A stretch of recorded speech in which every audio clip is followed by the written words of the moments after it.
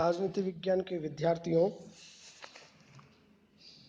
गोपाल कृष्ण गोखले वाले टॉपिक में आपका पुनः स्वागत है। मित्रों,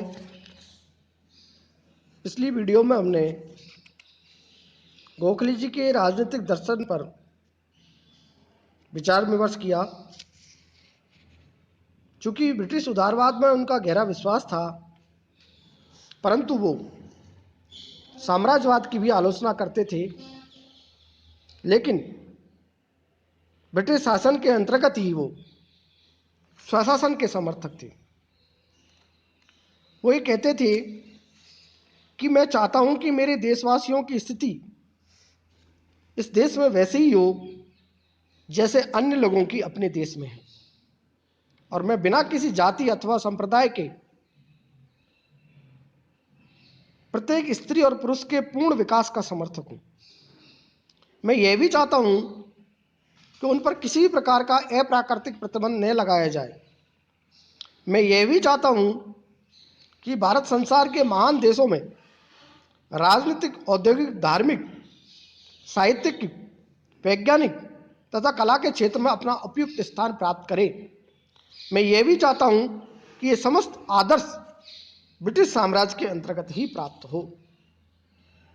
कहने का तात्पर्य यह है, गोपाल कृष्ण गोखले ब्रिटिश शासन के अंतर्गत ही भारत का विकास चाहते थे, भारत की राजनीतिक उन्नति चाहते थे, भारत की औद्योगिक और धार्मिक, साहित्यिक, वैज्ञानिक, कला के क्षेत्र में जितना भी विकास हो, वो सभी विकास ब्रिटिश शासन के अंतर्गत ही संभव है। जरूरी है भारत अपना संपूर्ण विकास ब्रिटिश साम्राज्य के अंतर्गत ही कर सकता है।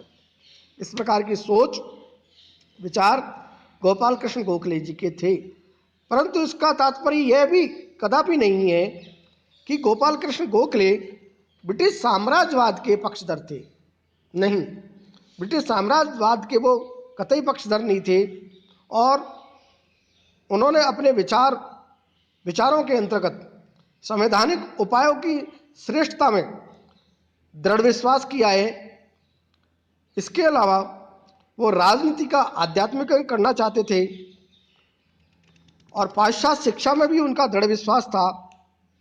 हिंदू मुस्लिम एकता और राष्ट्रीय एकता के वो दृढ़ समर्थक थे। और ज़्यादा उनके यदि राजनीतिक दर्शनों को यदि हमें समझना है, तो उन्होंने जो भारत सेवक संघ, जिसकी स्थापना उन्होंने 12 जून 1905 को की थी, उसमें देखी जा सकती है। चूंकि भारत सेवक संघ की स्थापना के जो कारण हैं, उन कारणों को यदि हम समझें, तो भारत सेवक संघ की जो प्रस्तावना है, उसमें यदि हम उस प्रस्तावना पर गौर करें, तो उस प्रस्तावना में लिखा है वो ये है कि गत कुछ समय से गंभीर और विचारशील लोगों के मन में यह विश्वास घर करता जा रहा है कि भारत में राष्ट्र निर्माण के कार्य में अब एक ऐसी स्थिति आ गई है कि जब और अधिक प्रगति के लिए विशेष रूप से प्रशिक्षित ऐसी संस्था जरूरी हो गई है जो सच्ची मिशनरी भावना के साथ इस कार्य में लग जाए। जो कार्य अब तक हुआ है वह सचमुच सर्वोच्च मूल्य का है, और हम निरंतर और अधिकाधिक इस बात का अनुभव कर रहे हैं कि हम सबसे पहले भारतीय हैं, और हिंदू, मुसलमान, पारसी और ईसाई बाद में हैं। विश्व के राष्ट्रों के बीच अपना स्थान ग्रहण करने के लिए आगे बढ़ते हुए तथा अपने महान अतीत के योग एक संगठित एवं पुनर्निर्मित भारत का विचार अब थोड़े से कल्पनाशील व्यक्तियों के मन का एक निरर्थक स्वप्न मात्र ही नहीं रह गया है, बल्कि राष्ट्र के मस्तिष्क अर्थात देश के शिक्षित वर्गों का एक निश्चित रूप से स्वीकार किया गया धर्म है। शिक्षा तथा स्थानीय स्वायत्त शासन के क्षेत्रों में पहले ही श्रेष्ठकर कार्य प्रारंभ हो चुका है, और राष्ट्र के सभी वर्ग धीरे धीरे किंतु निरंतर उदारवादी विचारों के प्रभाव में आ रहे हैं। सार्वजनिक जीवन के मार्ग को दिन प्रतिदिन अधिक व्यापक मान्यता मिल रही है। तथा अपनी जन्म भूमि के प्रति जो हमारा गहरा अनुराग है वह हृदय की एक शक्तिशाली तथा गहन भावना बनती जा रही है। अब एक परिणाम निसंदेह बहुत आनंददायक रहे हैं। अब तक के जो परिणाम हैं वो निसंदेह बहुत आनंददायक रहे हैं, किंतु उनका अर्थ केवल इतना नहीं है कि जंगल साफ किया जा चुका है और आधारशिला आरोपित कर दी गई है। इस आधार पर भवन निर्माण करने का महान कार्य आरंभ होना अभी बाकी है तथा स्थिति कार्यकर्ताओं से मांग करती है कि वो इस कार्य के आकार के अनुपात में निष्ठा और बलिदान करने को तत्पर रहें। इस प्रकार की प्रस्तावना के भाव भारत सेवक संघ की स्थापना में हैं। इसके उद्देश्य पर यदि हम विचार विमर्श करें, गौर करें, तो भारत सेवक संघ का जो उद्देश्य है वो ये है कि भारत सेवक संघ की स्थापना की स्थिति इन्हीं आवश्यकताओं को कुछ सीमा तक पूरा करने के लिए की गई है। मित्रों, इस प्रकार भारत सेवक संघ की जो प्रस्तावना है वो बहुत महत्वपूर्ण है, क्योंकि गोखले जी के संपूर्ण राजनीतिक विचारों को इसमें अच्छी तरह से समझा जा सकता है। विद्यार्थियों, भारत सेवक संघ के पश्चात गोखले जी के राजनीतिक विचारों को जानने के पश्चात यदि हम इनके आर्थिक विचारों को जानें तो आर्थिक चिंतन पर विचार विमर्श करते हैं। विद्यार्थियों, विश्वनाथ प्रसाद वर्मा ने गोपाल कृष्ण गोखले पर बहुत अच्छी टिप्पणी की है। वो कहते हैं कि गोपाल कृष्ण गोखले इतिहासकार तथा अर्थशास्त्र के आचार्य थे। दादा भाई नौरोजी की भांति उन्हें भी राजनीति के आर्थिक आधारों के अध्ययन में बहुत अधिक रुचि थी। मित्रों, गोखले के आर्थिक विचार भी राजनीतिक विचारों के समान महत्वपूर्ण और सुलझे हुए थे। तथ्य और आंकड़ों की क्रम योजना से युक्त उनके भाषण बड़े मूल्यवान और प्रभावपूर्ण होते थे। गोखले के महत्वपूर्ण आर्थिक विचारों को हम यदि समझें तो बिंदुवार इस प्रकार हम स्पष्ट कर सकते हैं। प्रथम, गोखले जी ने भारत की गरीबी पर काफ़ी चिंतन किया और उनका एक बड़ा कारण यह है कि शांति काल में भी युद्ध न होने पर भी पूरी जो विशाल यूरोपीय सेना है, ब्रिटिश जो सेना है, उस पर जो व्यय किया गया है, ऊंचे ऊंचे जो पद बनाए गए हैं, उन पर जो वेतन है, उस वेतन को चुकाने का भार भारत सहन कर रहा था और ब्रिटिश सैनिकों और उसके पूरे अमले पर, ब्रिटिश सैनिकों पर, उनकी नियुक्तियों पर, जो सैन्य व्यवस्था है, जो साजो सामान है, उस पर जो खर्च है वो निरंतर बढ़ता जा रहा था और जिसे वहन करने की स्थिति भारत की नहीं थी। भारत की स्थिति आर्थिक दृष्टि से बद से बदतर होती जा रही थी। इस पर गोखले जी ने चिंता व्यक्त की।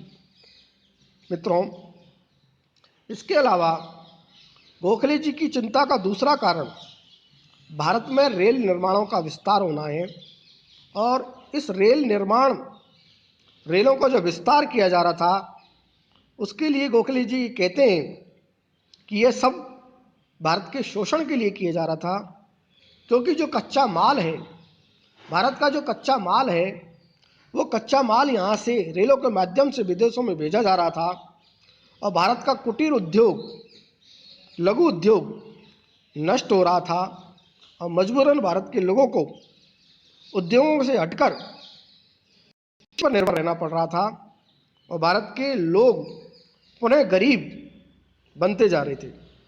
इस पर भी गोखले जी ने अपनी चिंता को व्यक्त किया। मित्रों, इसके अलावा विदेशी व्यापारियों को जो ब्रिटिश साम्राज्य के द्वारा रियायतें दी गई थी, उस रियायतों से भी भारत को नुकसान हो रहा था। मित्रों, इसके अलावा भारतीय वित्त व्यवस्था में सैनिक जो दृष्टिकोण है, सैनिक पर जो व्यय है, वो बहुत ज़्यादा था। इस पर गोखले जी ने अपनी चिंता को व्यक्त किया। इसके अलावा रुपये की जो मूल्य वृद्धि के कारण उपभोग वस्तुओं की कीमतें बढ़ रही थी, जनता कष्ट में थी, सूती वस्त्र पर उत्पादन शुल्क हटाया जाए, इस पर उन्होंने अपने विचारों को बताया। नमक शुल्क कम करने के लिए गोखले जी ने कहा और अनावश्यक जो टैक्स है उनको कम करने के लिए कहा या उनको हटाने के लिए गोखले जी ने अपने विचार व्यक्त किए, अपनी चिंता व्यक्त की।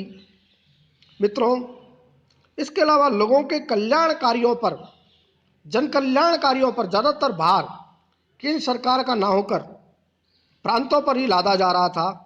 इस पर चिंता उन्होंने व्यक्त की, क्योंकि राजस्व का अधिकांश भाग केंद्रीय सरकार हड़प लेती थी। यह स्थिति अनुचित थी। इस पर गोखले जी ने अपनी चिंता को व्यक्त किया। इसके अलावा गोखले जी ने कृषि के साथ देश के औद्योगिक विकास पर बल दिया और कहा कि इस क्षेत्र की जो उपेक्षा है वो अच्छी नहीं है और भारत की अर्थव्यवस्था के लिए घातक होगी। उन्होंने देश के उद्योगपतियों से अपील की कि उद्योगों में लगे श्रम में अधिकाधिक कुशलता लाने के प्रयत्न किए जाने चाहिए, उत्पादन को बढ़ाया जाना चाहिए, भारतीय माल के लिए विदेशों में मंडी खोली जानी चाहिए, उद्योग धंधों के लिए उपलब्ध स्रोतों का उपयोग इस प्रकार किया जाना चाहिए कि उनका पूरा पूरा लाभ लिया जा सके। उद्योग धंधों में भारत के मध्यम वर्गीय शिक्षित व्यक्तियों को नियुक्त किया जाना चाहिए, उनको प्रोत्साहन दिया जाना चाहिए, ताकि एक ओर तो बेरोजगारी कम हो और दूसरी ओर देश के शिक्षित वर्ग का कोई नई दिशा दी जा सके और इस औद्योगिकरण के युग के लिए एक नई पीढ़ी को तैयार किया जा सके। इस प्रकार के विचार गोखले जी ने व्यक्त किए। मित्रों, इसके अलावा उन्होंने अपने 1907 के एक बजट जो भाषण है गोखले जी ने, उस बजट भाषण में उन्होंने स्वर्ण मुद्रा के प्रारंभ का विरोध किया, क्योंकि ब्रिटिश सरकार भारतीय मुद्रा को सोने के रूप में ग्रहण करती थी, जिससे भारतीय आर्थिक हितों को हानि पहुंचती थी। इसलिए गोखले जी ने भारतीय रुपयों को ब्रिटिश रुपयों में बदलने की बात कही। इस प्रकार गोखले जी के संपूर्ण आर्थिक चिंतन पर हमने विचार विमर्श किया और गोखले जी ने अपने संपूर्ण आर्थिक चिंतन में पश्चिम की पूंजीवादी अर्थनीति और अविकसित तथा पिछड़े देशों की सामाजिक आर्थिक मांगों के संघर्ष के द्वारा उत्पन्न खतरों को भलीभांति समझाया और उनका स्पष्ट मत था कि पूंजीपति देशों की आर्थिक नीति ज्यों की त्यों भारत में लागू नहीं की जानी चाहिए। इस प्रकार के विचार उन्होंने अपने व्यक्त किए और संपूर्ण चिंतन, आर्थिक चिंतन के पश्चात हम अगली वीडियो में गोखले जी के विचारों का समग्र जो मूल्यांकन है इस पर चर्चा करेंगे। तब तक के लिए धन्यवाद।